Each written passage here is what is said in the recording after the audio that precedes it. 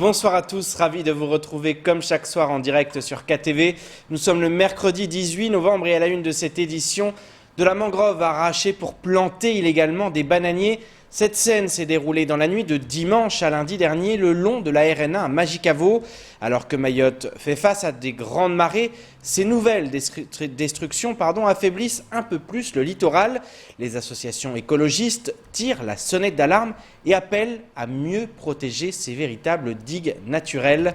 Un sujet signé Ivan Rakotovao.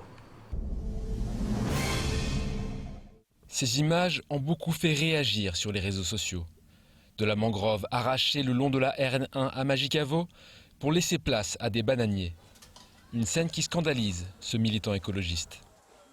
C'est encore un coup supplémentaire porté à la nature et vous comprendrez bien notre inquiétude que sur un espace aussi évident en bordure de route, que ces choses puissent se faire sans que personne ne puisse réagir, à la fois les autorités communales, mais aussi les services compétents pour essayer d'arrêter ce massacre de la nature.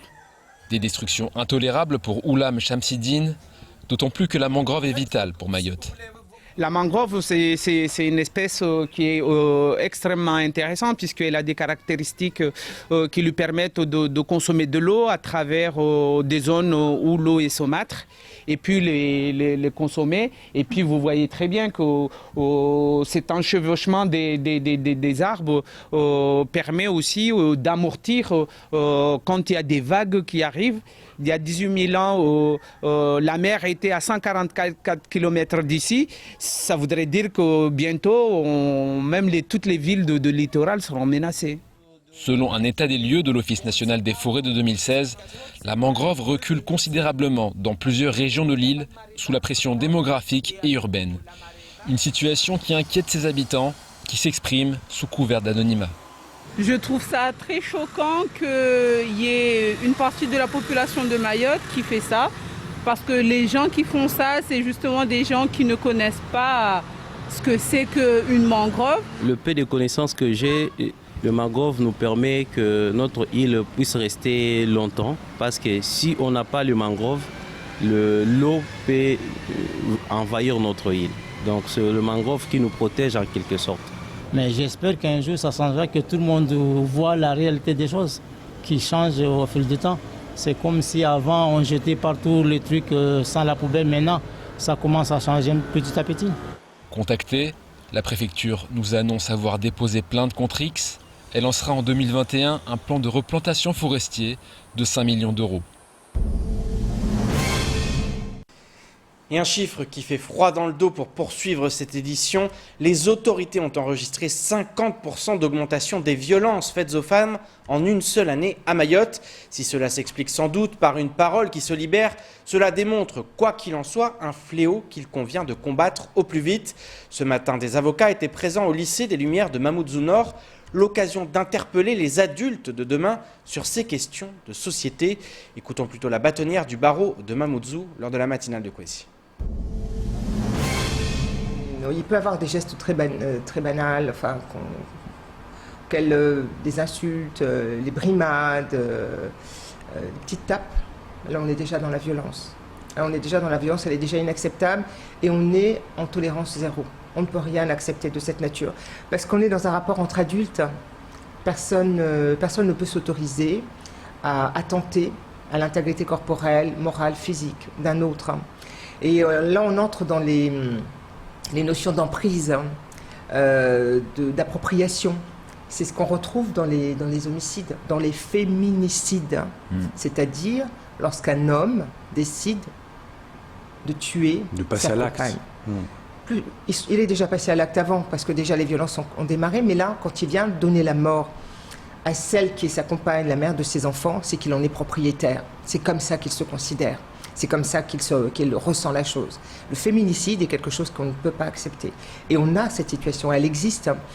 Un chiffre terrible, depuis 2009, les statistiques en France, c'est tous les 3 jours, une femme qui meurt sous les coups de son mari, en France. Et tout autre sujet maintenant, une quarantaine de détenus de la maison d'arrêt de Moroni se sont évadés dimanche. Les prisonniers auraient profité d'un moment d'inattention après une victoire de l'équipe nationale de football pour procéder à l'évasion. Parmi les évadés figure Insa Mohamed, connu sous le nom de Bobocha, et condamné pour avoir participé à l'élaboration d'une tentative d'attentat contre le président Azali Assoumani. Des rumeurs persistantes font état d'une présence de ce dernier au sein de l'île aux Lagons. Alors que pense la population de cette éventualité ? Réponse au micro de Jaidi Maoulida. Une quarantaine de personnes. C'est le nombre d'évadés à la prison de Moroni. Les événements se sont produits dimanche dernier et certains d'entre eux seraient déjà sur le territoire. Une situation inquiétante pour la population. Vraiment, nous sommes vraiment inquiets déjà. Ça s'agit de ce qui se passe là-bas parce que c'est pas la première fois. S'ils étaient en prison là-bas, c'est qu'il y avait des raisons. On en a déjà assez. Même ceux qui n'étaient pas violents, venant à Mayotte, ils sont devenus violents. Là, on a rajouté des criminels en plus. Déjà, actuellement, la situation à Mayotte, elle fait peur. En plus de ça, des prisonniers qui s'évadent, qui viennent comme ça à Mayotte. Qui nous dit qu'est-ce qu'on sait d'eux? Est-ce qu'ils ont tué? Est-ce que c'est des violeurs? On n'en sait rien. Si ces faits étaient avérés, la population n'hésiterait pas à pointer du doigt la responsabilité des autorités qu'elle estime trop laxistes. Si aujourd'hui un prisonnier qui s'est évadé à la prison, ça veut dire qu'il n'y a pas assez de contrôle, il n'y a pas assez de vigilance. De toute façon, la situation à Mayotte, ça n'a rien d'anormal déjà. On rentre comme si c'était dans un moulin. Je ne sais pas ce que fait l'État ici, mais en gros, ici, on peut s'attendre à tout. Moi, je pense que les autorités ne font pas vraiment leur boulot parce qu'ils ont laissé quand même un criminel rentrer ici. Donc, en plus de ça, il ne se cache même pas, il fait carrément des vidéos. Si cet événement marque indéniablement les esprits, certains estiment que ce genre d'incident était prévisible au vu de la situation dans les îles voisines.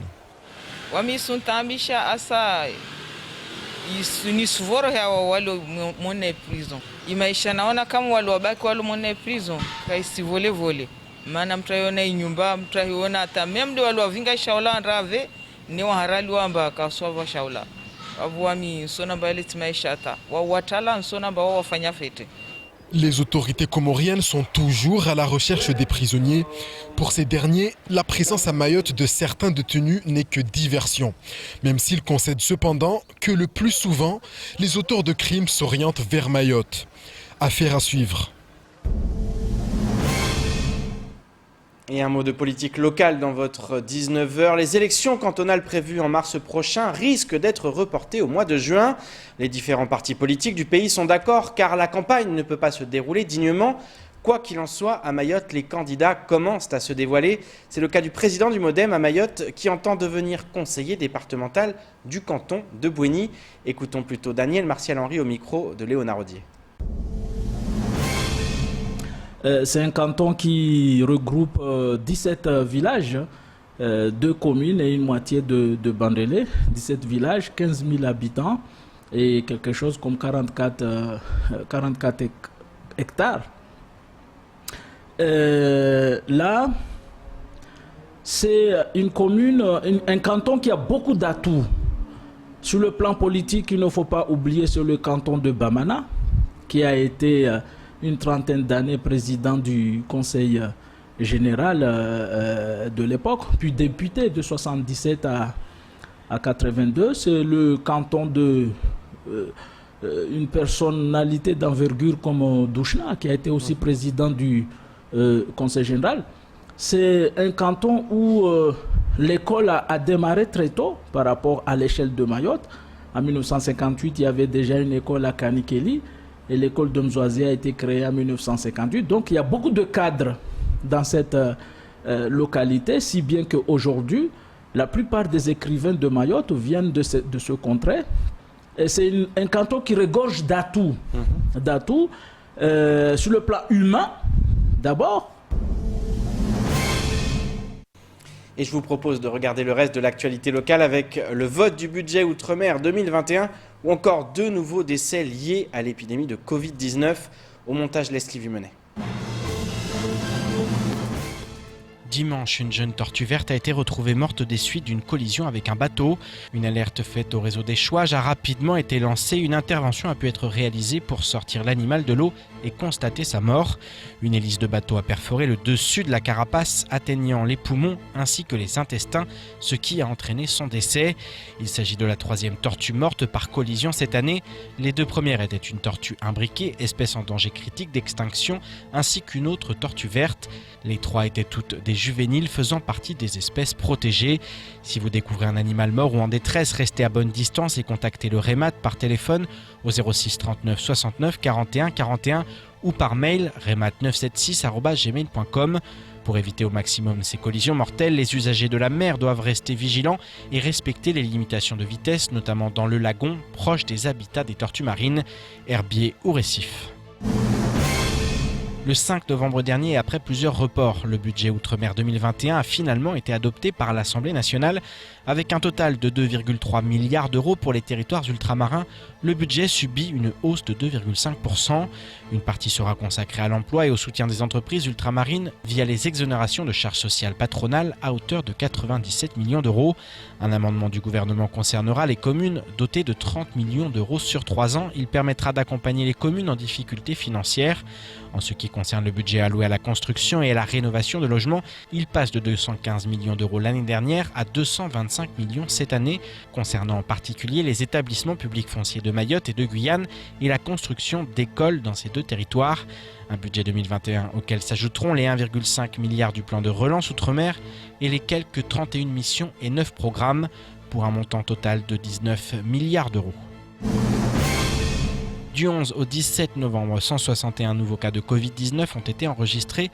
Le taux d'incidence redescend légèrement avec 57 personnes atteintes pour 100 000 habitants.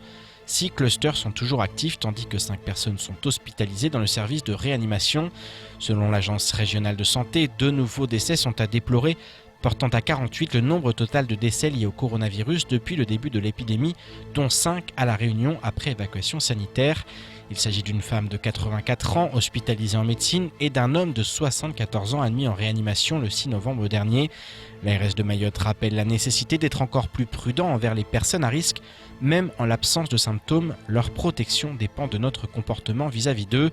Respect des mesures barrières, lavage des mains et distanciation physique. C'est ainsi que s'achève cette édition. Merci de nous rester fidèles sur KTV. Je vous donne rendez-vous demain dès 19h pour tout connaître de l'actualité locale. Excellente soirée sur Kwesi.